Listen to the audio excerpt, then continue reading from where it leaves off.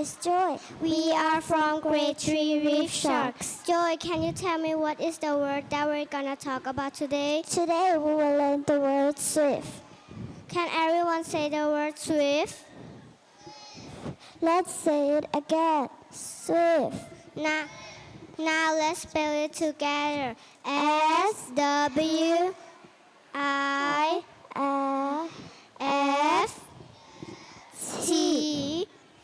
Swift.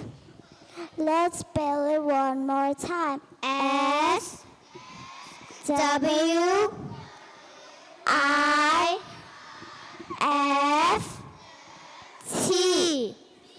Swift.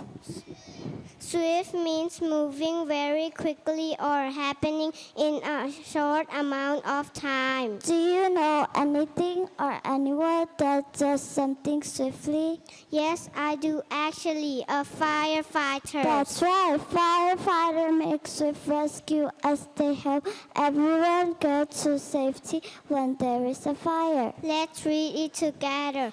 Firefighter makes swift rescue as they help